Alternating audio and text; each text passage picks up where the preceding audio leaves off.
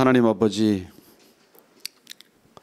하나님이 아버지인 줄도 알고 또 아버지인 줄도 이렇게 날마다 불러보기도 하지만 그러나 마음 가운데 채워지지 않는 것들이 있습니다.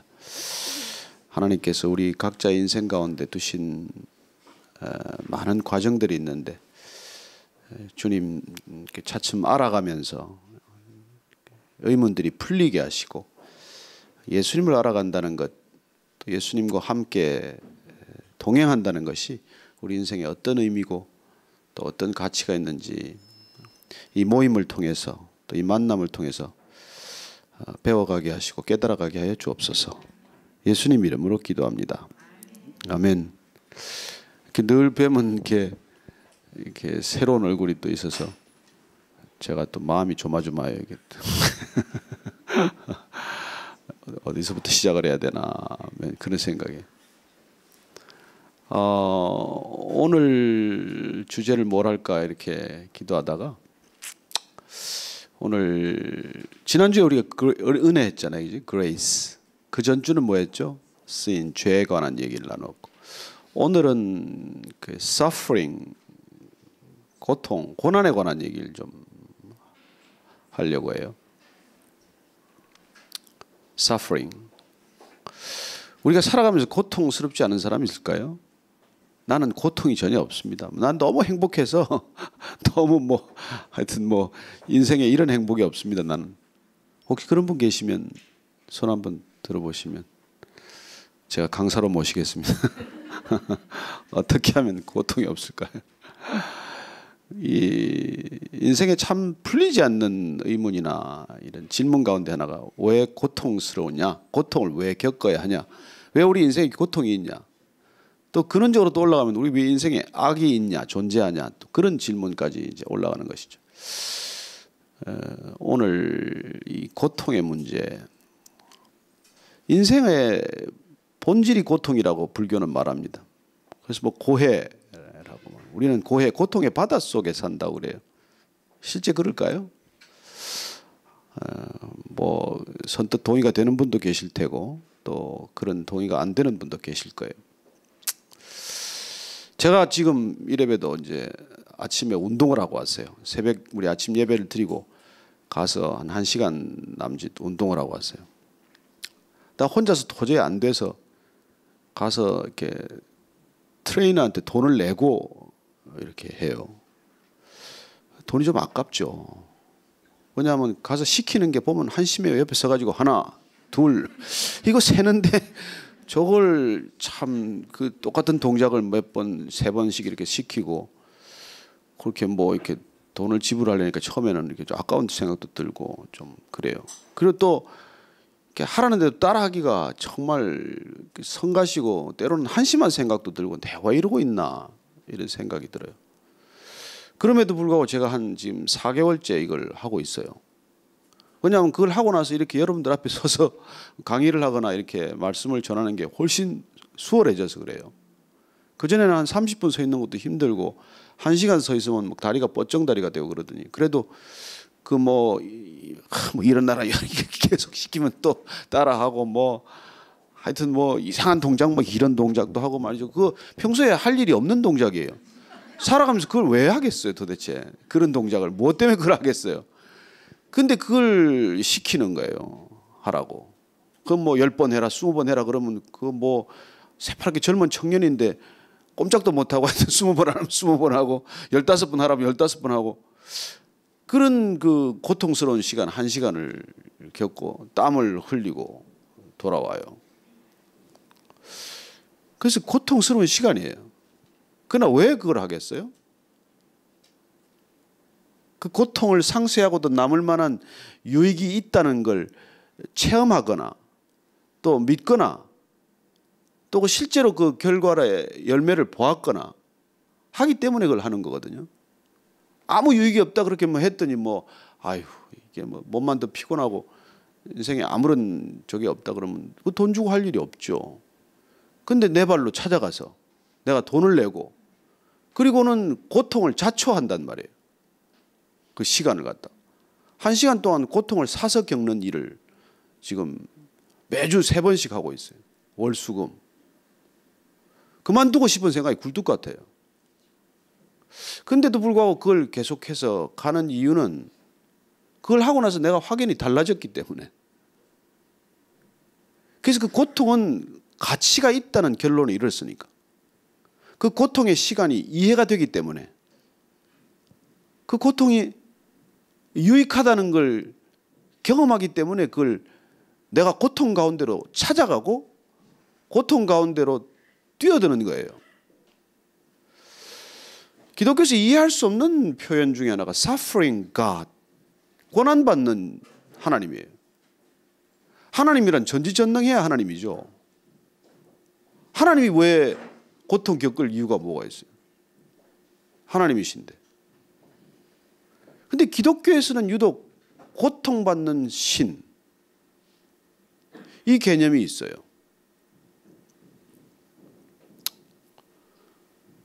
특히 우리가 패션 오브 크라이스트라는 영화를 한번 기억해 보면 뭐 영화 장면 얻어 맞아가지고 피를 흘리는 것밖에 기억이 안 날 정도 아니에요. 그렇게 채찍에 맞고, 그것도 뭐 채찍이 그냥 채찍이 아니라 뼈 조각이나 쇠 조각이 들어있어서 한 번 맞으면 살점이 떨어져가는 그 채찍을 맞아가면서 골고다 언덕까지 십자가, 그 무거운 십자가를 지고 올라가는 그 장면을 계속해서 우리가 보여주고 있는데, 그걸 보겠다고 수많은 사람들이 찾아갔어요. 그리고 가서 수많은 사람들이 그 장면을 보고 또 눈물을 흘렸습니다. 그 멜 깁슨이 만든 패션 오브 크라이스트라는 영화를 보면 사람 몸에 피가 저렇게 많나, 저렇게 흘려도 계속 피가 나나, 그런 생각을 한 사람도 있다고 그러더라고요. 근데 어쨌건 왜 그런 그 고통받는 종, 고난받는 종, 고통받는 신, 이런 개념이 유독 이 기독교에 있냐는 것이죠. 아니, 근본적으로 예수님은 왜 그런 고통을 자초했냐는 것이죠. 뭐 제가 지금 가서 일주일에 뭐 두세 번 이렇게 땀을 흘리는 고통을 자초하는 것과는 비교할 수 없는 고통 아니에요. 이거는 고통이 유익이라는 것과 연결이 되지만, 그분이 인생에 그런 순환을 받고 고통을 겪고 마지막에 십자가에 못 박혀 죽는다고 해서 그 당시에 어떤 변화가 있을 거라고 누군들 예상을 할 수 있겠어요? 가장 어리석어 보이는 것이어서 그 십자가 사건을 놓고 유대인들은 저주를 받았다라고 생각을 하는 것이죠. 그 다음에 헬라인들은 저건 무용지물이다, 가장 어리석은 짓이다 라는 결론을 내렸던 사건이에요.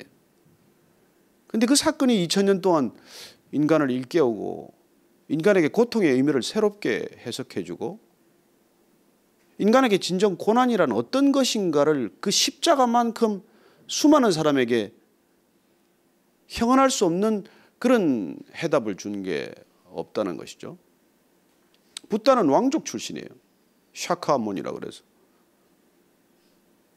그분은 너무 그냥 행복한 집에 태어나서 너무 그냥 할 걸 다 해왔기 때문에 더 이상 뭐 이게 없어요. 그래서 허물을 느끼기 시작했어요, 그분은.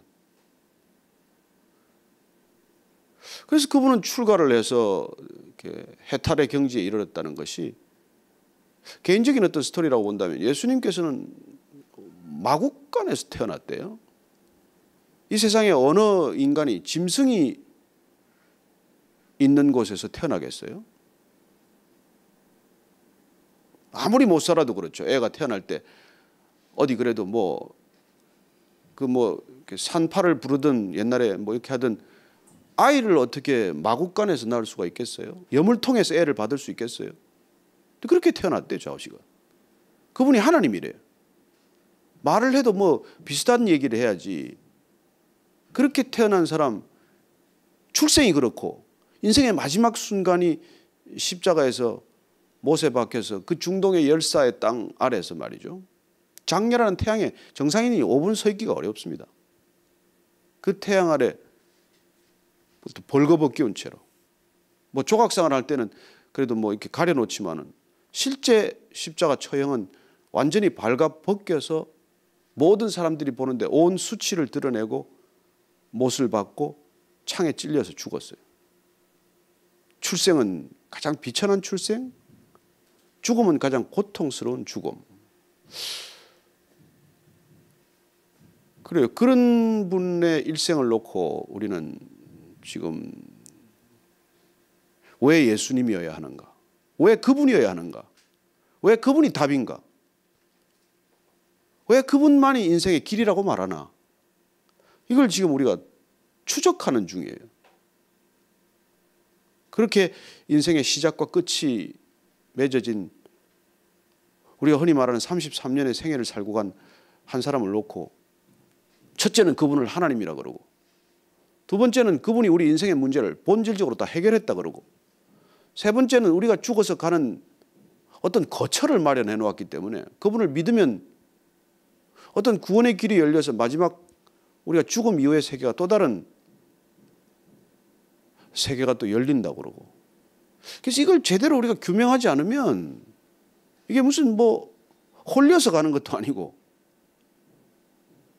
도대체 우리 인생과는 어떤 직접적인 또 연관이 있냐 이걸 우리가 지금까지 추적을 해온 것이죠.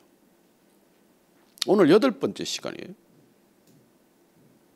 지금까지 여러분들이 뭐 이 강의를 쭉 다 들으신 분들은 정리가 어떻게 됐는지 모르겠어요. 제가 뭐 개인 시험을 친 적도 없고 만나서 뭐 일일이 대화를 해본 적도 없고 해서 도대체 이 강좌를 따라오면서 뭘 좀 알아들었는지 못 알아들었는지 내 삶에 변화가 있는지 없는지 이걸 제가 잘 모르겠어요. 근데 얼굴은 보면 조금 편해진 것 같기도 하고 또 좀 뭐 이렇게 그렇긴 한데 지금까지 뭐 듣고 여러분들 도움이 좀 되셨어요? 아무 도움이 안 됐었어요? 그럼 이 강좌를 왜 오시는 거죠? 근데 예수님을 좀 알고 싶어서? 그런가요? 예수님이 내 문제를 해결해 줄 것 같아서? 그럼 뭐 강의를 들어도 목적이 있을 거 아니에요? 왜 이 강의를 왜 들어야 되겠다는 거?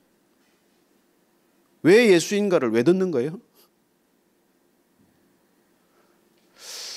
저는 여러분들이 뭐 너무 행복해서 이 세상에 더 바랄 것이 없다면 여기 오지 않았다고 생각을 해요. 어떤 이유건 내 안에 해결되지 않은 문제가 있다는 거예요. 어떤 이유에서건 내가 만족할 수 없는 부분이 있다는 거예요. 내가 답은 모르겠지만 어쨌든 내가 풀리지 않는 의문이 있다는 것입니다. 내가 지금까지 살아오면서 뭐 그렇게 큰 잘못을 저지른 것도 아니지만 어쨌든 내가 억울한 부분이 있다는 거예요. 그런 것들이 우리 인생 가운데 다 있게 마련입니다. 저도 뭐 이제 나이가 60이 넘었으니까 인생에 그런 부분이 왜 없겠어요? 굉장히 많죠. 이해할 수 없는 부분. 요새 이영표 선수가 이제 축구 은퇴를 한다고 해서 굉장히 큰 좋은 호감을 받고 호평을 받았어요. 그 전에 이영표 선수를 뭐 이렇게 많이 만난 건 아니지만 몇 번 만나면서 참 젊은 분이 대단하다 그런 생각을 했어요. 한 번은 최경주 선수하고 이영표 선수하고 이렇게 셋이서 얘기를 할 기회가 있었는데 이제 최경주 선수가 그 얘기 끝에 프로가 이제 이래 야 골프는 말이야 심판이 없어서 우리는 너무 좋아. 골프는 셀프 레프리 게임이야. 내가 나를 채점하는 거니까 내가 정직해야 되지만 이게 뭐 심판의 편파 시비라든지 부정 시비가 없어. 우리는 게임을 해도 그게 우리는 편해. 그때 이영표 선수가 웃으면서 그래요. 저희들은 늘 그거에 시달린다는 거예요. 심판이 늘 공정한 심판만 만나는 게 아니기 때문에. 그러니까 부정한 심판도 있을 수 있고 편파 시비를 일으키는 사람이 꼭 있다는 거예요. 그런데 이영표 선수가 그런 얘기를 해요. 근데 말이죠 목사님, 우리는 그걸 이겨내야 된다는 거예요. 이 심판의 부정과 편파가 시합과 게임의 일부라는 걸 받아들여야 된다는 거예요. 야, 이 30대 친구가 제가 그 얘기를 듣는 순간 너무 명쾌한 답인 거예요. 시합을 풀어나가려면 게임을 풀어나가려면 심판이 부당한 짓을 꼭 할 때 그걸 게임 전체의 일부로 받아들여야 된다는 거예요. 그래야 게임이 풀려가지 거기 묶여버리면 게임 전체를 다 망가뜨린다는 거예요. 여러분 이거 얼마나 지혜로운 말인지 몰라요. 그때 제 기억으로는 이 친구가 30살 됐을 때 같은데 제가 한 대 맞은 것 같아요. 이게 프로의 깨달음이구나. 인생을 프로로 살아가는 사람은 어디가 달라도 다르구나. 최경주 선수도 보통이 아니에요. 배울 때 만날 때마다 배울 점이 있어요. 근데 그 사람보다 몇 살 더 어려요. 어린데 친구가 그런 얘기를 하는 거예요. 인생에 편파 시비, 부정 시비를 겪을 때 이 나이면 격분할 텐데. 그래서 가끔은 막 싸움이 나고 난리잖아요. 축구하다가 막 심판이 그러면은 붙어서 들이붙어 가지고 전부 뭐 온 선수들이 나와서 그냥 때리고 뭐 치고받고 하는 그런 일들이 있죠. 근데 이 친구는 그걸 깨달았다는 거예요. 깨달았다. 이것도 게임의 일부다. 인생의 일부다. 여러분 이게 비밀 키워드예요. 인생의 일부라는 거예요. 우리가 겪는 고난, 이 고난의 의미가 해석이 되면 우리는 더 이상 고난이 두렵거나 무섭거나 피하고 싶지 않아요. 제가 건강의 유익을 알았기 때문에 제가 이 강좌를 놓고 지금 와서 제 마음은 굴뚝 같아서 이 강좌를 준비하고 싶은 게 솔직한 심정이에요. 단 한두 시간이라도 더 열심히 준비를 해서 충실히 강의하는 게 소중한 일이지만 제가 조금 더 이렇게 뭔 계획을 놓고 목회를 하거나 이 강의를 언제까지든지 끌어가야 된다는 걸 생각하면 가서 1시간 그렇게 땀을 흘리고 고통스럽게 그 사람이 하라는 대로 지시에 따르고 하고 오는 게 훨씬 유익하니까 오늘 저녁에 또 강좌를 이걸 한 번 더 되풀이해야 되고 그래서 그런 결정을 하는 거예요. 그러니까 우리가 단기간에 보면 강의를 준비하는 게 유익해. 여러분들한테 유익할 거예요. 그런데 장기간을 놓고 보면 내가 가서 1시간 동안 땀을 흘리는 게 더 유익하단 말이에요. 그래서 고통을 어떤 시간과 타임 스팬에서 이걸 보느냐에 따라서 해석이 달라지는 거예요. 단기간으로 놓고 보면 이 고통은 피하고 싶어. 그러나 장기간으로 놓고 보면 이 고통은 필요한 고통이에요. 제가 근데 요새 보면 그 박태환 선수가 또 이게 와요. 그 선수는 뭐 표정이 별로 없던데. 하여튼 그 선수 제가 뭐 얘기 들어보니까 시드니 또 전지훈련을 또 간대요. 훈련 가면 물속에 있는 시간만 7시간이에요. 7시간. 하루 종일 스케줄 가운데서. 그 다음에 또 웨이트 트레이닝이나 이런 또 밖에서 운동을 해야 되고. 하여튼 10몇 시간을 이렇게 운동과 관련된 일을 해야 되는 거예요. 먹는 거 하나 뭐 하나 마음대로 못 먹고 모든 식단 짜주는 대로 해야 정말 그 애들이 그걸 감당할 수가 있겠어요? 하루 이틀도 아니고 매일 물에 들어가서 7시간 있는 게 그게 우리 같은 사람 손이 불어가지고 아마 이게 너무 되지도 않을 것 같은데. 그래 내가 보니까 이게 뭐 이렇게 수영 머신이지 저게 인간이 되겠나 이런 생각이 들 만큼 강도 높은 훈련을 해요. 목적은 뭐예요? 딱 하나의 메달이에요. 메달.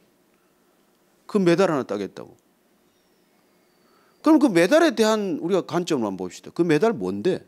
돈으로 따지면 얼마인데? 그 메달 몇 개 걸면 뭐 할 건데? 그러나 그게 가치 있다고 생각하는 사람한테는 그만큼 전 생애를 투자해서라도 그런 고통스러운 시간으로 들어가는 거예요. 10대 어린이가 이제 20몇 살 돼서 20대 됐죠.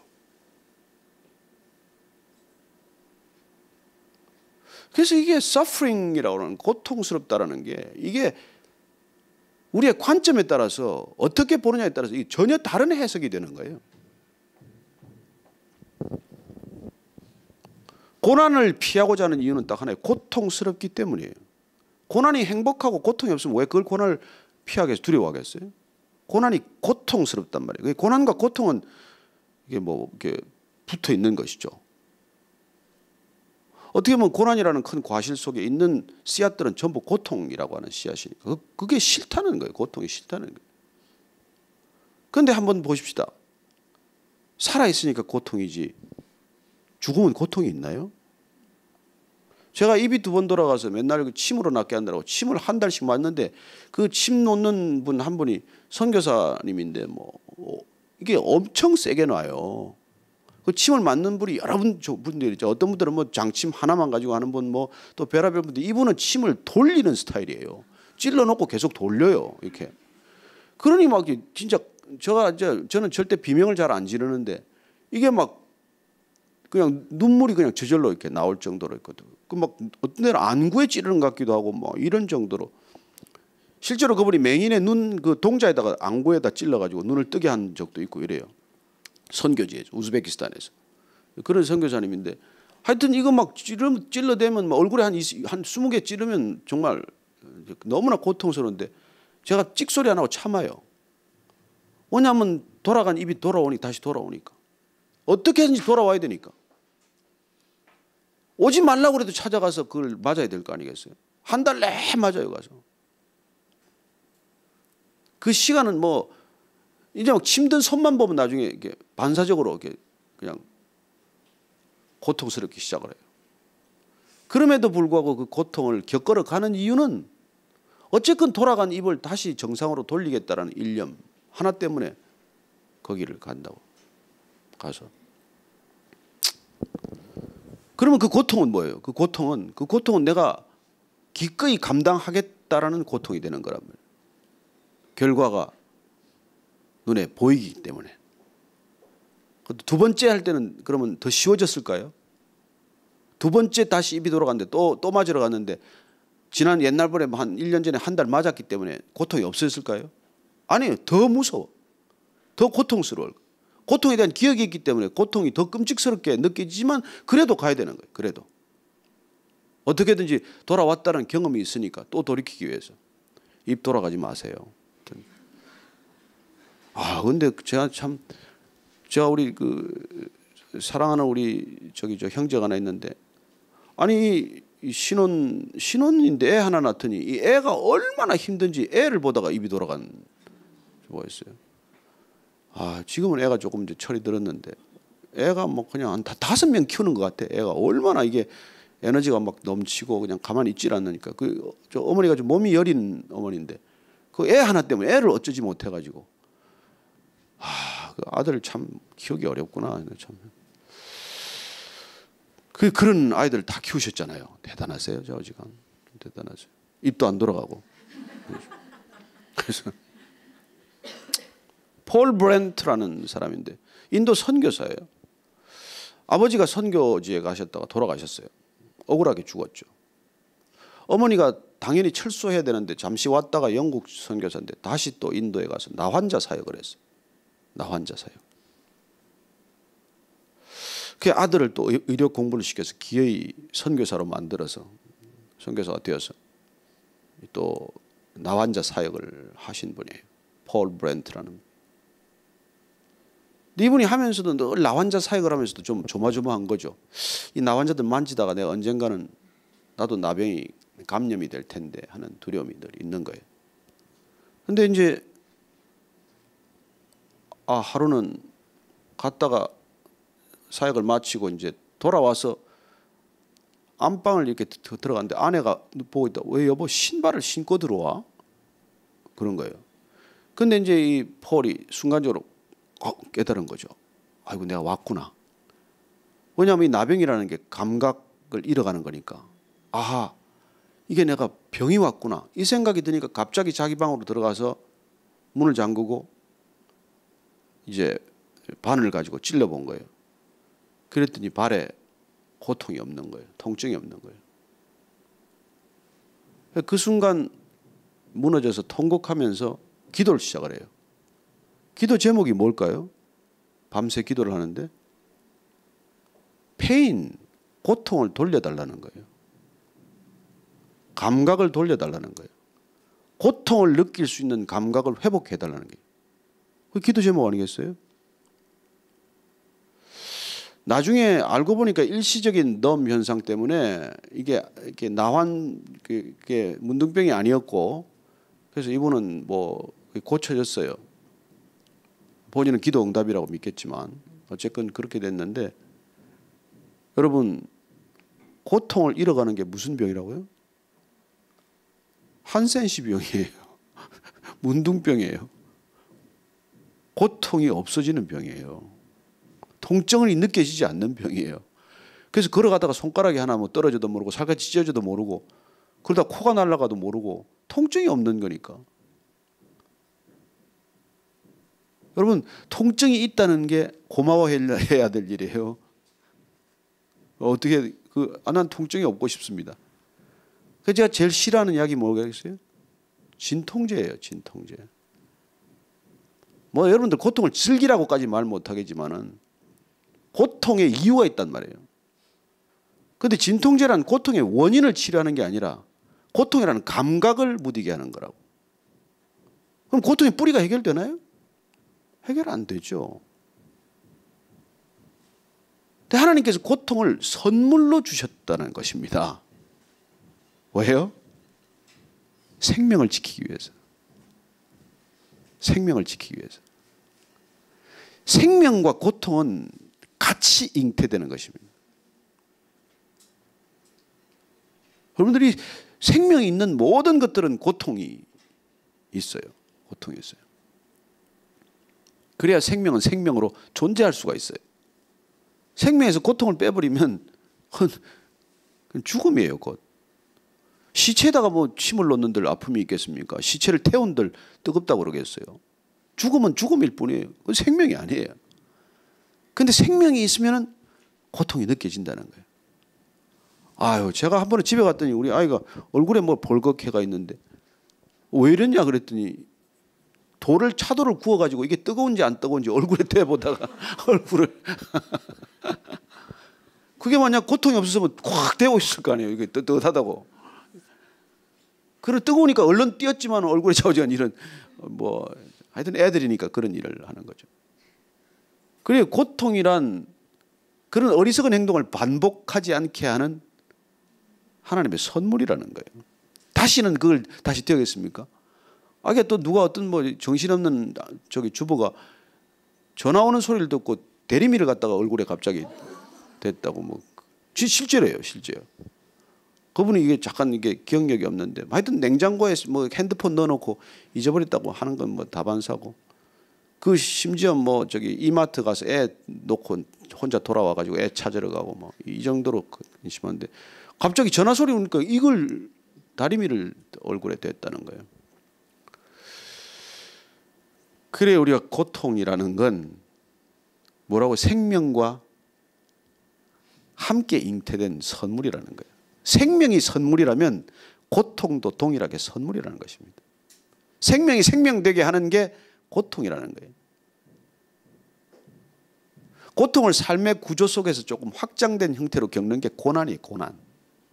고난이라는 거예요. 그렇다면 생명의 고통이 필요한 것이라면 우리 인생 전체의 고난은 필요하다는 추측을 우선은 우리가 할 필요가 있어요. 고난이 필요하다. 고난이 필요하다. 근데 이 고난을 자꾸 피해요. 고난을 우리는 악이라고 생각을 해요. 아니, 고난은 악이 아니에요. 고난은 악도 선도 아니에요. 고난은 생명을 위해서 반드시 필요할 뿐이에요. 여러분들이 고난을 안 겪은 사람이 어디 있어요? 인생에 고통 없이 아이를 낳을 수 없듯이 산고를 겪지 않고 출생이라는 게 없듯이 여러분 우리의 새로운 리버스를 위해서 리제너레이션 중생 거듭남을 위해서 누군가 고통을 치러야 돼요. 고통을 치러야 돼요. 그 고통 없이 새 생명은 잉태되지도 않고 출산되지도 않아요. 근데 예수님께서 십자가에서 그 처절한 고통을 겪으면서 이게 우리의 거듭남을 위한 하나님의 진통이라고 말합니다. 하나님 스스로 그 고통을 짊어지셨다는 거예요. 그 고난 가운데로 뛰어들었다는 것입니다. 그 고난을 피하지 않고 그 고난 가운데로 뛰어들어서 그 고난을 직접 감당하심으로 우리에게 새 생명이 주어졌다는 거예요. 그걸 위해서 오셨고 그걸 위해서 고통 가운데로 뛰어드셨고 그리고 그 결과로 우리가 거듭남을 경험하게 되었다고 말씀하고 계신 것입니다. 이걸 받아들이는 게 믿음이에요. 그래요? 정말 그래서 죽으셨어요? 그 때문에 그렇게 십자가에서 그렇게 고통을 겪으신 거예요, 그럼? 이걸 한번 진지하게 물어보라는 것입니다. 근데 그러면 우리가 일생에 겪는 이건 크고 작은 고난하고 무슨 상관이 있어요? 여러분, 우리가 받는 고난 가운데 첫째는 내 잘못으로 받는 고난이 있어요. 내 잘못으로. 그걸 가지고 우리는 되게 하나님 나한테 어떻게 이런 고난 줄 수 있어요? 아니, 자기가 투자를 잘못해서 투자가 반토막 나고 원금이 다 까졌는데 그게 하나님이 주신 고난이에요? 그건 지가 잘못해서 그런 거예요. 그런데 그런 고난이나 고통도 하나님께서는 사용은 하세요. 그러나 그 원인이 하나님이라고는 주장하지 말라는 것이죠.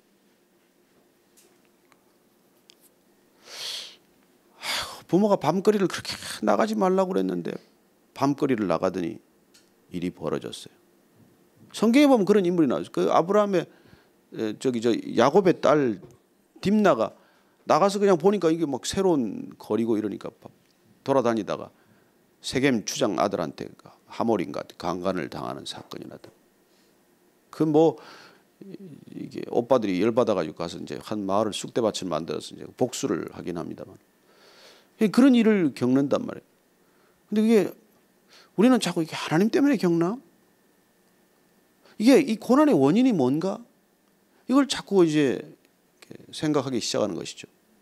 그러나 어쨌든 하나님은 그런 일들이 일어나면 그 고난도 사용하신다는 것입니다. 하나님께서 우리에게 가하시는 고난이 있어요. 예를 들어서 아브라함에게 너 아들 이삭을 바쳐라. 번제물로 드려라. 이거 얼마나 고통스러운 상황을 주시는 거예요. 근데 그건 고통의 목적이 있어요? 이유가 있습니다. 그래서 우리가 이제 이 고난 가운데로 인생에 피할 수 없는 고난 가운데로 걸어가면서 이 고난에 대한 해석을 우리가 신중하게 해야 되는 것이 이 고난이 누구로부터 온 고난인가?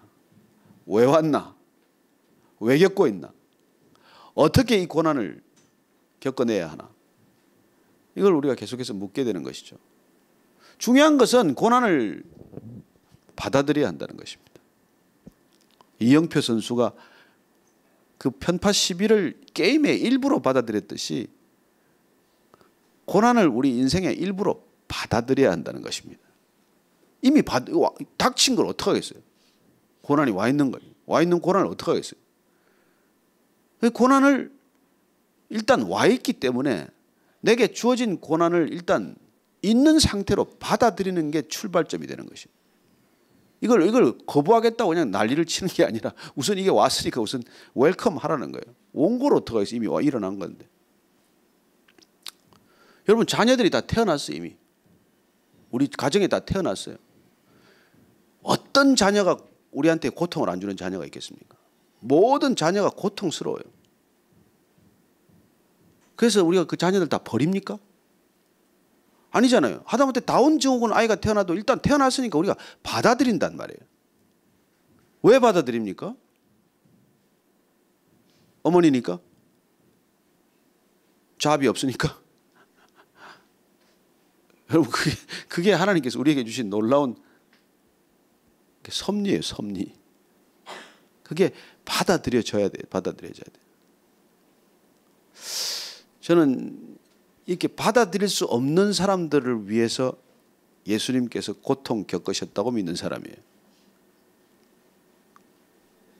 그래서 예수님이 왜 답인가? 왜 예수인가? 우선 결론부터 얘기합시다. 예수님보다 고난 겪은 분이 이 세상에 없기 때문에 예수님을 봐야 내 고난이 위로가 돼. 왜 예수님인가? 나는 왜 석가나 마호메트나 조로아스터교나 이런 힌두교나 이런 것 같지 않고 왜 제가 예수님한테 끌렸냐? 예수님이 나보다 더 많은 고난을 겪었으니까. 그분은 고난을 이해하니까. 그분은 고난을 해석해 주니까. 그분만이 내 대신 고난을 겪었다고 주장하고 내 그 주장에 내가 동의하니까. Why Jesus Christ? Because He is suffering God. 그는 고난받는 하나님이기 때문에. 여러분, 신이 내 대신 고난받는다. 이런 컨셉은 세상에 어떤 종교에도 없습니다. 신은 다 aloofness예요. 고거예요. 초월적인 존재. 우리하고 상관없어요. 다가오려면 우리가 뭘 해야 돼. 우리는 신 때문에 고통을 겪어야 크레딧이 쌓이는 존재예요. 뭐 신 때문에 다가가려면 뭔가를 우리가 지불해야 되기 때문에 또 다른 고통이 가중되는 거란 말이에요. 모든 종교에서는. 그 종교라는 건 모두 딜 시스템으로 만들어놔서 내가 뭔가를 해야 give and take 포뮬라에서 못 벗어나는 거예요. 그런데 예수님께서는 그렇지 않아요. 십자가에서 내가 다 이루었다. 다 값을 지불했다. 네 죄값을 지불했고 네 고난의 모든 것들을 내가 짊어졌다는 거예요. 이분의 이 선포, 이 선언이 우리한테 클릭이 되어야 우리한테는 고난에 대한 이 모든 의문이 풀리기 시작을 해요. 풀리기 시작. 예. 저는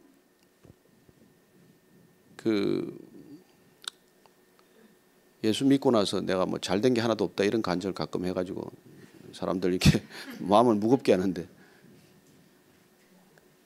예수님 믿자마자 제가 처음 당한 게 이게 홀랑 돈이 다 없어진 사건이에요. 홀랑 다 없어졌어요. 내 돈만 없앤 게 아니라 뭐 이렇게 다 그냥 주위 가족들 뭐 어머니 뭐 장모님 돈까지 다 노인네들 어렵게 그 참 예금해놓고 조금 이자라도 받아서 그 생활하시는 그 돈까지 다 내가 이제 가져와서 저걸 하다가 주식을 하다가 꽝을 만들었어요. 근데 그 왜 주식을 하게 됐냐면 제가 예수님 믿고 나서 이제 그렇게 월급만 가지고 살려고 하니까 이게 힘들어요. 월급은 제가 처음부터 이때까지 한 번도 손을 댄 적이 없고 전부 아내 통장으로 들어가든지 아내한테 다 그냥 다 맡긴 돈이어서 나는 그래도 이제 뭐 밖에서 생기는 돈이 월급보다 항상 크니까 그거는 그래도 내가 집에 갖다 쓰지 않고 밖에서 생긴 돈은 밖에서 쓰자. 이게 내 철학이에요.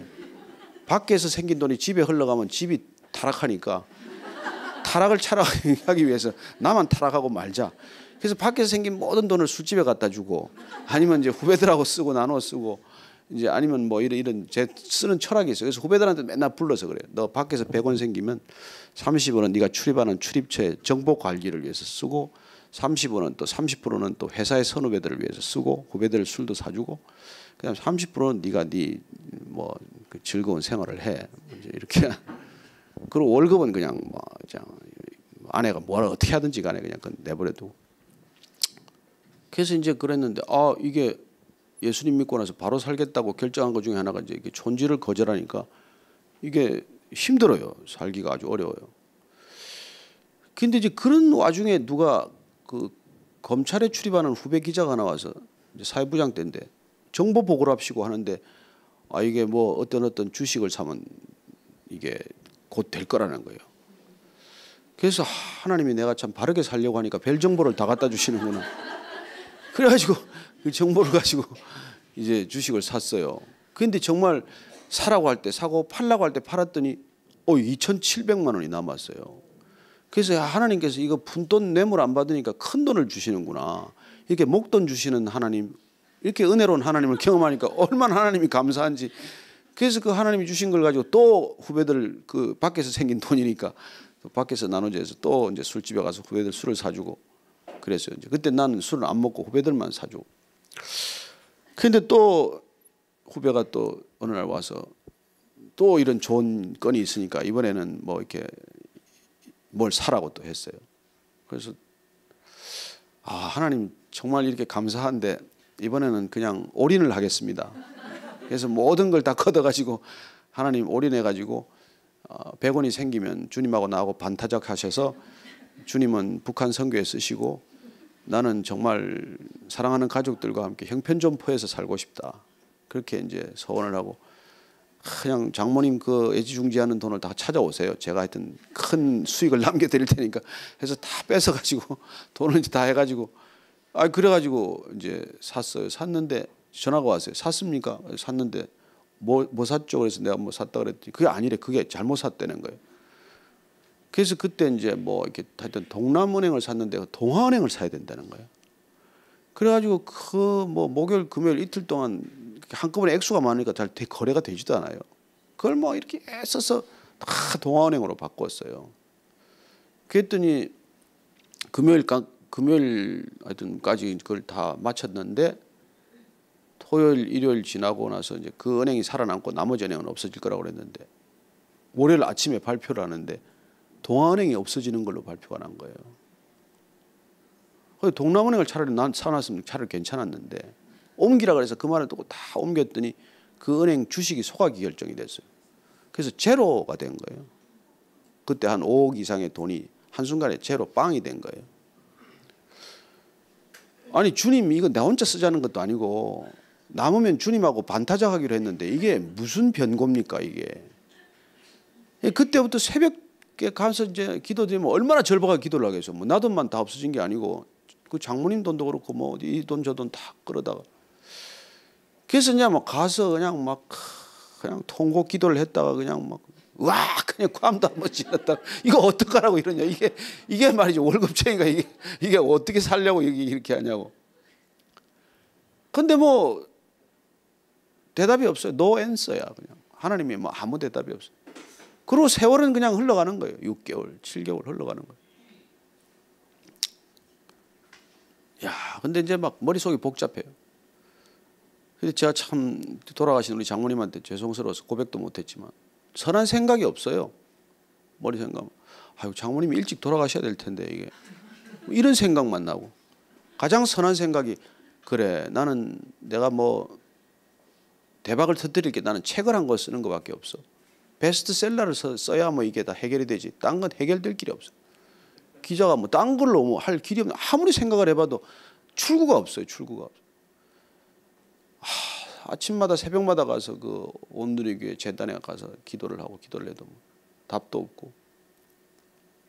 그런데 이게 8개월이 지났는데 8개월이 지나고 9개월 그 사건이 터지고 나서 9개월 지났나 이랬는데 뜻밖의 그 은행에서 계좌 추적 통보가 날라오기 시작하는 거예요. 제 계좌와 제 가족 모든 이 친인척 계좌를 다 뒤졌어요. 왜 그랬는가 하니까 제가 이제 뭐 그 전 정권 전 정권에 이렇게 청와대를 출입을 했기 때문에 정권이 바뀌면서 이게 부패한 기자를 매치 이렇게 손을 좀 봐야 되겠다라고 생각을 했는지 몇 사람을 이렇게 지목을 해서 이제 계좌를 전부 뒤진 거예요. 계좌를 한 6개월간 뒤졌어요 다. 그래서 계좌 추적 통보가 지나면 오게 돼 있어요 은행에서. 계좌를 이렇게 뭐 뒤졌다는 그 통보는 계속 계좌가 날라오는데 추적해봐요. 근데 너무나 이 사람들이 뒤져봐야 빚밖에 없는 거예요. 다 꽝되고. 그래가지고 그 계좌 추적이 무효로 끝난 거예요. 제가 만약에 그게 몇십억 돈이 이렇게 불어가지고 계좌마다 돈이 그렇게 있었으면 딱 지목했던 대로 부패 기자로 딱 1호로 이게 뭐 됐을 거예요. 그 후에 제가 안 거는 뭐 검찰청의 후배가 됐건 뭐가 됐건 뭐를 정보를 내부 거래 이용해서 그런 행위를 했으면 내부자 거래 행위에 또 해당하는 거예요. 그것도 빼도 박도 못할 죄예요, 다. 그러니 여러분 그 고통스러운 시간 8개월 9개월 동안 맨날 아침마다 가서 아버지 돈 좀 복구해 주세요. 이거 지금 주식을 다시 살려놓든지 뭐 이거 어떻게 휴지를 만들 이게 뭐 값이 떨어졌다 해야 이게 뭐 만회가 되는데 이걸 소각을 해버렸으니 어디가 사소연도 못하고 말이죠. 이거. 무슨 이런 일이 있습니까 도대체. 내가 예수 믿고 좀 바로 살겠다 했더니 어떻게 이런 일이 있을 수 있습니까.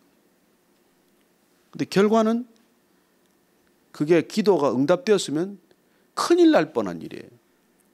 큰일 날 뻔해.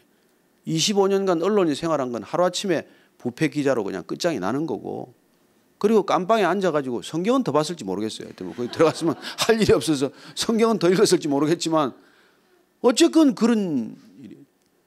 그래서 그 계좌 추적이 끝날 무렵에 저한테 깨달음이 왔어요.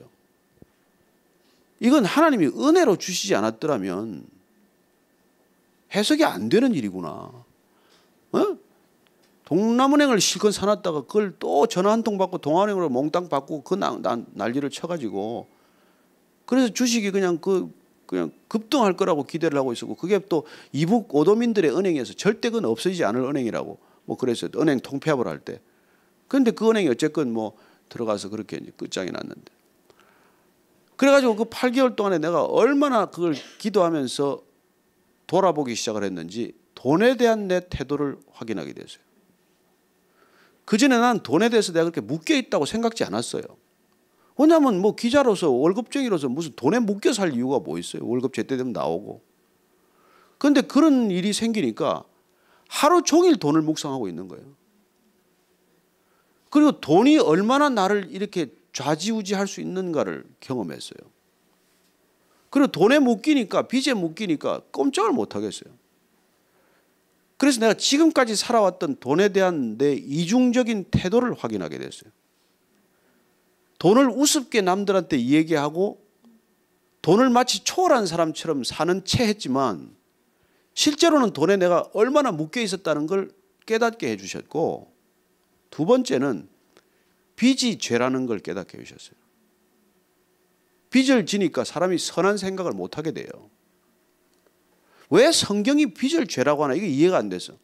주기도문을 보는데 영어 성경은 보면 Forgive us our debts as we forgive our debtors라고 되어 있어요. 부채를 탕감해 주세요. 우리가 채권자들이 우리를 탕감해 주셨듯. 이게 영어 원문이에요. 그때 내가 헬라어를 공부 안 할 때니까 영어 성경은 이런데 왜 이걸 죄로 번역을 해놨나.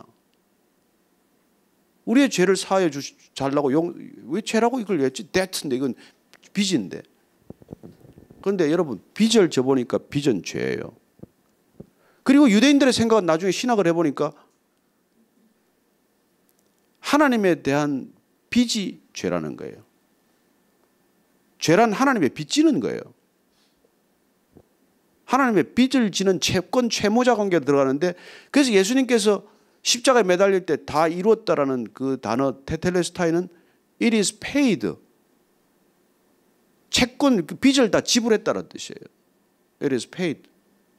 Your debt is paid라는 그런 뜻이에요. 너 빚이 내가 대신 다 갚아줬다 이 뜻이에요. 그래서 제가 이게 빚에 쪼들려서는 안 되는구나. 빚을 져서는 안 되는구나. 어떤 일이 있어도 빚내서는 안 되는구나. 여러분 지금 이 사회가 빚내는 사회예요. 빚에 둔감한 사회예요. 빚이 능력된 사회입니다. 은행에 더 많은 빚을 낸 사람이 능력 있는 사람이에요. 자산 평가를 해보면 은행 빚이 훨씬 많아요. 저나 여러분보다 재벌들이 부자 아닙니다. 완전히 경제 노름 허상 속에 사는 거예요. 자기 자산은 1조면 빚이 2조예요. 그걸 우리는 부자라고 그래. 재벌이라고 그래. 우리가 이런 빚진 세상, 빚이 너무나 정상이 된 세상, 빚을 내는 것이 능력이 된 세상, 빚을 내도 빚이 죄인 줄 모르는 세상에 살고 있다. 카드 다 빚이에요. 미리 쓰는 거니까. 그래서 뭐 YM 가고 이런 사람들 카드 다 잘라버리잖아요. 저는 그래도 쓸 거예요. 쓰긴 쓸 거지만 잔고보다 더 쓰지는 않는단 말이에요. 잔고를 젊은 애들이요. 제가 상담을 받아보면 대부분이 지금 30대 젊은이들이 결혼도 하기 전에 빚이 있어요. 첫째는 소득을 생각하지 않고 지출을 먼저 결정하니까. 뭐 데이트하면 정신없이 써댈게요. 직장 가자마자 외제차를 사요. 그러니 이 세상이 어떻게 되겠어요? 뭐 본질에 관한 얘기는 아니지만 어쨌건 제가 그걸 통해서 고통을 겪었어요. 돈에 대한 고통. 말할 수 없는 고통을 겪었어요. 그런데 그 고통이 하나님께서 나에게 큰 깨달음을 주셨을 뿐만 아니라 그 고통의 시간을 겪는 동안 하나님께서 문제를 해결하고 계셨더라고요. 나는 몰랐어요. 하나님이 어떤 문제가 내 코에 있는지 나는 안 보이잖아요. 나는 모르잖아요. 그냥 나한테는 고통밖에 안 보이니까 왜? Why 내 돈이 사라졌습니까? 이것만 묵상하고 있는 거 아니에요. 근데 하나님께서는 그 일을 통해서 하나하나 다 정리를 하고 계셨어요. 놀랍게도. 우리는 터널 끝이 안 보여요. 그러나 하나님께는 터널 끝은 순식간이에요. 저는 여러분들이 이 고통의 문제, 고난의 문제 속에 하나님의 섭리와 은혜가 있다는 걸 믿으시기 바랍니다. 그래서 고난이 저는 이해가 되기 시작을 했어요. 그래서 내려놓는 게 쉬워졌어요. 하나님께서 저를 빚어가시는데 돈을 내려놓게 하니까 한 5억을 내려놓고 나니까 그 다음 내려놓는 건 쉬워요. 제가 그 이후에 IMBC CEO가 돼서 주식 스탁 옵션을 1년만 더 있으면 한 2, 30억 돈이 나왔을 거예요. 그걸 저는 내려놨어요. 필요 없다고 그랬어요. 저는. 그 돈 있으면 뭐 할 건데 제가. 신학 가겠어요? 그거 쓰느라고 정신없죠. 그래서 하나님께서 재물에 대한 훈련을 통해서 고통 가운데 그런 놀라운 은혜를 주신 거예요. 돈 몇십억이 돈같이 안 보이는 은혜. 돈에 대한 탐욕스러운 내 정체를 보게 하시더니 죄의 뿌리가 거기에 깊이 관련이 있다는 것을 들여다보게 하시고 돈으로부터 점점 조금씩 풀어가는 거거든요. 그렇다고 제가 지금 돈 없으면 살겠어요? 그러나 지금은 얼마 안 되는 돈으로도 만족할 수 있고 감사할 수 있고 그 돈 범위 내에서 살 수 있고 그런 은혜를 주신 거예요. 그건 돈을 계속 주는 거로는 해결이 안 되는 패턴이에요. 계속 여러분들한테 하나님이 돈을 주고 또 주고 또 줘서 한다고 해서 인생의 본질적인 돈의 사이클, 돈에 점점점 묶여 들어가는 그 사이클에서 벗어날 수 없습니다. 여러분 큰 집 사보세요. 관리비 더 들어야 되죠. 더 벌어야 되죠. 그래서 삶의 전체 사이클이 그리 빨려 들어가는 거예요.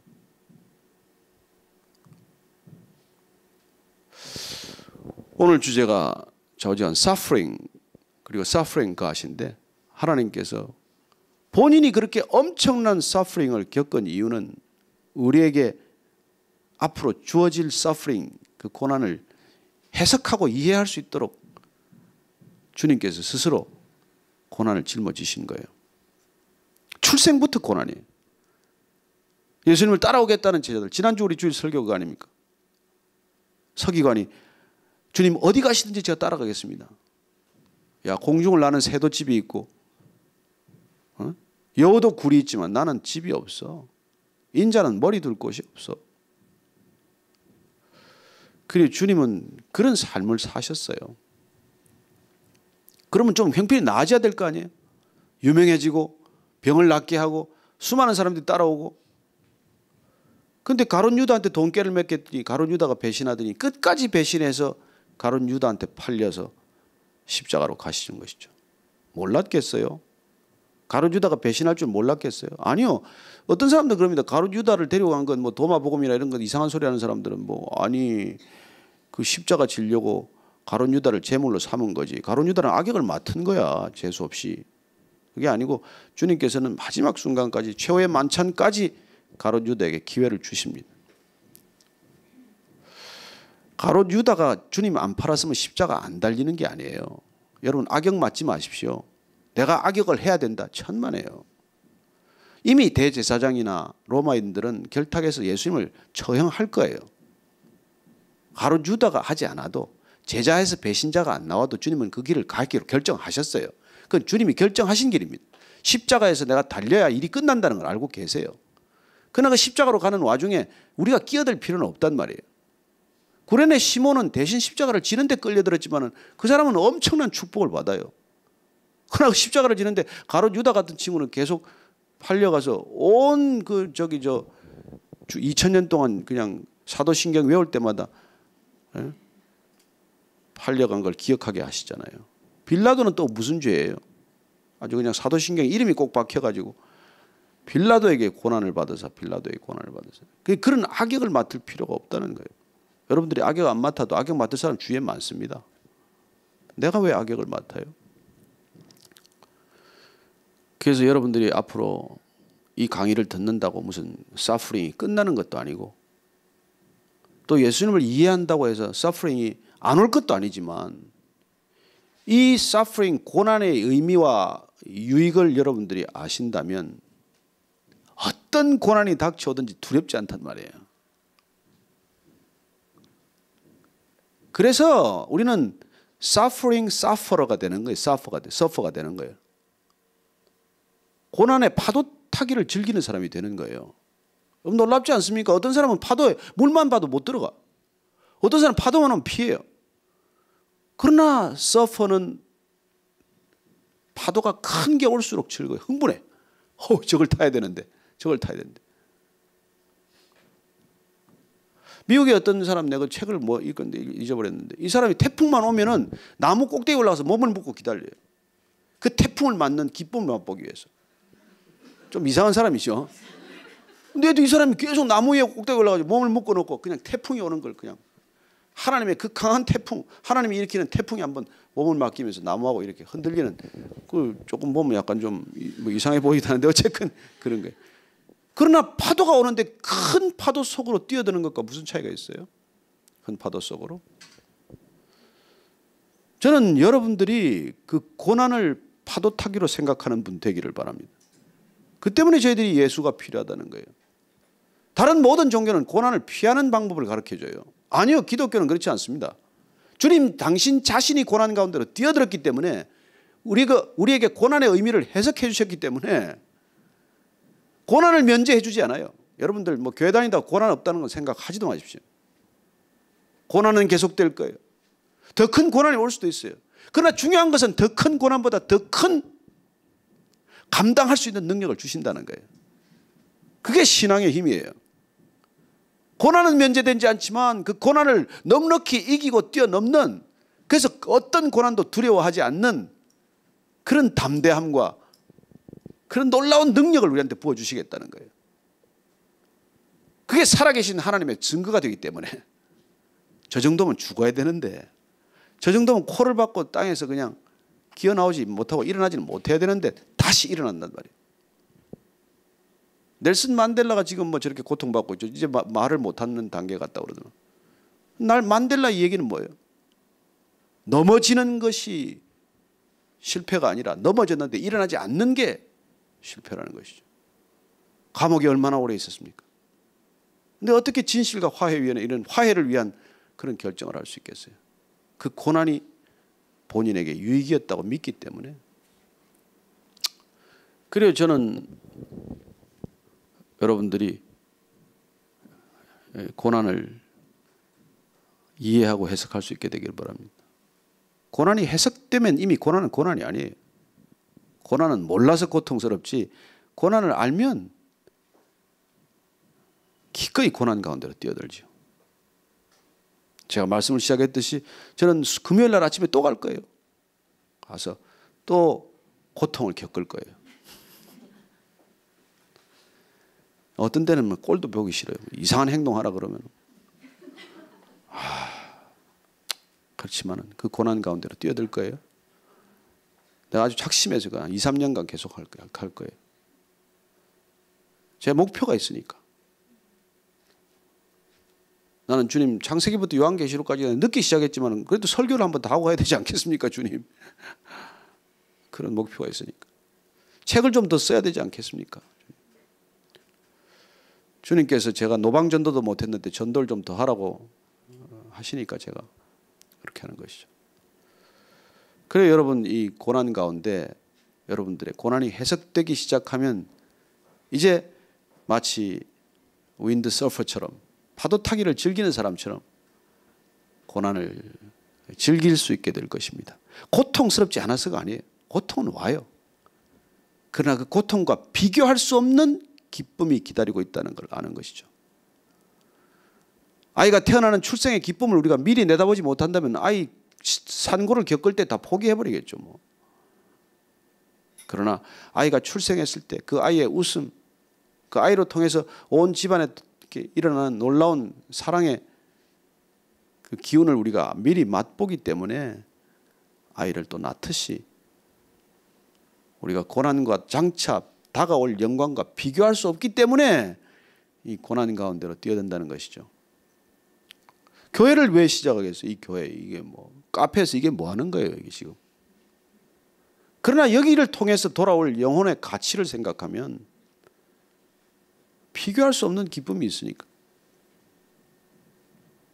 저는 서빙고에서 설교하면 안 보여. 얼굴이 안 보여. 눈이 좀 나쁜 데다가 보면 뭐 전 듣는지 안 듣는지 여기서 보면 다 보이잖아요. 듣고 있는지 없는지 조는지 뭐 한 주 한 주 얼굴이 변하는 게 보여요. 제가 얼마나 큰 기쁨이 있는지 몰라요. 매주 주일마다 올 때마다 얼굴이 달라진다고. 얼굴 색도 달라져요. 색감에서 죽어왔던 사람이 한 4주 됐더니 얼굴에 밝아지기 시작을 하고 말이죠. 그런 것에 이게 가치를 생각하면 제가 조금 고통스러움 받는 게 고통 같이 느껴지겠어요? 그러면 그 고통은 특권이 되는 거예요. 아, 이게 권리구나. 아무에게나 주어지는 권리가 아니라 나한테 주어지는 하나님의 은혜의 선물이구나. 이게 깨달아지기 시작한다고요. 아, 이걸 맛보게 하기 위해서 이 선물을 주시기 위해서 이런 고통을 나한테 안겨주시는구나.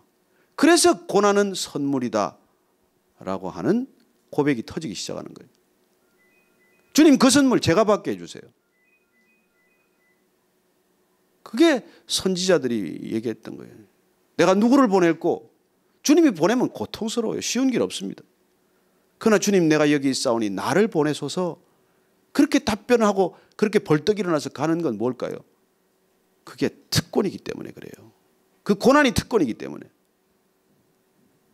그런 특권, 아유 나는 싫습니다. 그러면 뭐 할 수 없고. 그러나 그 고난이 특권이라는 걸 여러분들이 믿어지시면 고난 졸업, 더 이상 고난이 아니에요. 광야학교 졸업, 광야학교죠. 그 이제 가나안 땅으로 가는 거죠. 저는 여러분들이 가나안 다 입교하게 되기를 바랍니다. 졸업하시고 고난으로부터 면제되는 게 졸업이 아니에요.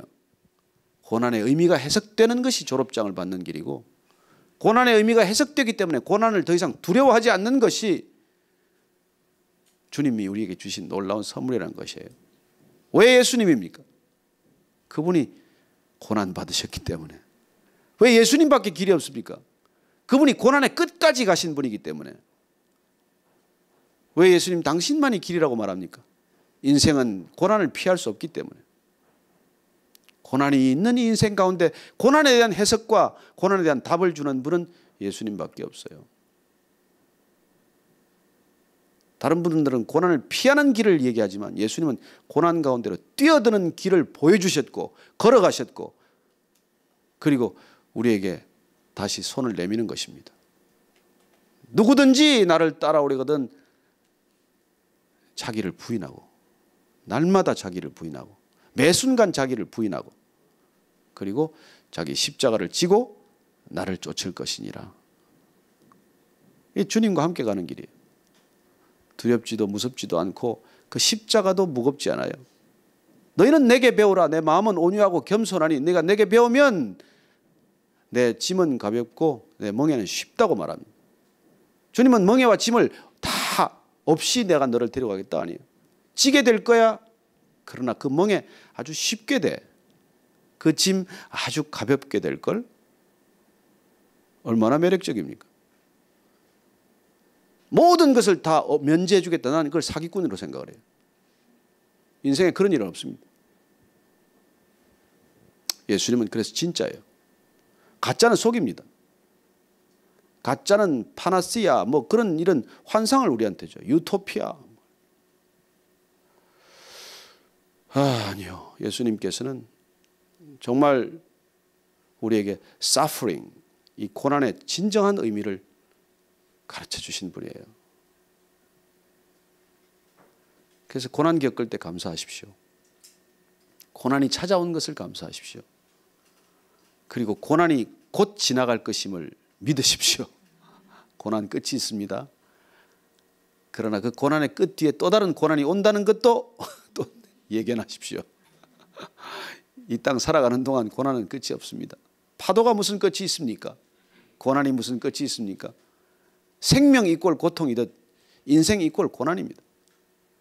그러나 그 고난이 해석되지 않아서 절절매고 징얼징얼하고 매일같이 울고 매일같이 푸념하고 투정하고 불평하고 그런 인생이 아니라 그 고난마저도 감사할 수 있는 놀라운 믿음의 사람, 능력의 사람 될 줄로 믿습니다.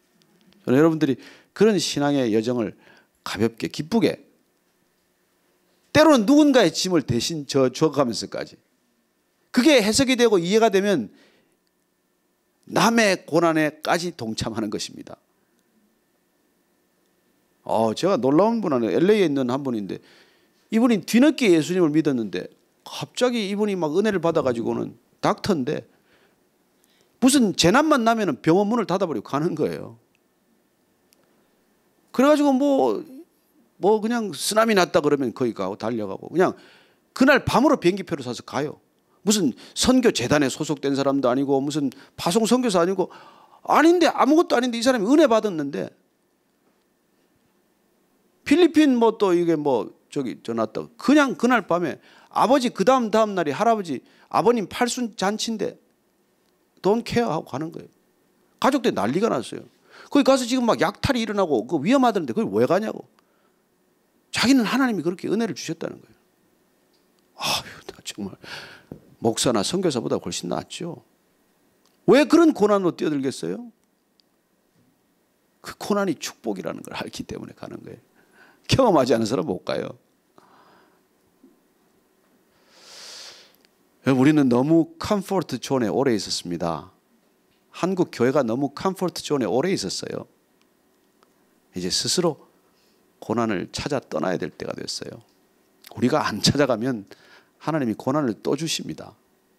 저는 여러분이 일생 가운데 고난이 있을 때 감사하고 고난이 없을 때 고난을 좀 두리번거려서 적당한 고난을 좀 찾으세요. 그래서 여러분들이 남의 짐을 고난을 나누어지는 그 기쁨과 특권도 함께 누리게 되기를 바랍니다. 그게 내 고난이 해석될 때 이해될 때 그 고난의 축복임이 가슴 절절히 와 닿을 때 그런 삶이 자연스럽게 펼쳐지기 시작한다는 것입니다. 왜 예수님입니까? 명심하십시오. 그분이 우리보다 말할 수 없는 고난을 통해서 우리에게 고난의 의미를 해석해 주셨으니까. 고난을 겪는 신은 고난을 뛰어드는 신은 예수님밖에 없습니다. 저는 그분이 답이라는 것을 그래서 그분을 따르기로 결정했다는 것을 여러분과 나눈 것이죠. 저는 금요일 날 또 갈 거예요. 그래요. 저는 뭐 제 아내가 고난을 많이 줍니다. 그냥 뭐 그렇지만은 그 고난과 비교할 수 없는 또 가정의 영광이기 때문에 그냥 기쁘게 하여튼 뭐 끊임없는 고난이 파도처럼 오지만 그러나 그 고난과는 비교할 수 없는 기쁨과 특권이 있기 때문에 가는 것이죠. 나만이 겪는 그 특권 아닙니까? 남편 되었기 때문에 하지. 어떤 남자한테 그렇게 함부로 얘기할 수 있겠습니까? 어떤 기도하고 마치겠습니다. 하나님 아버지, 고난받는 종으로 오신 하나님, 고난 가운데 뛰어드신 하나님, 그분이 예수 그리스도십니다. 예수님 그렇게 고난받으셨기 때문에 저희들도 기꺼이 고난받겠습니다.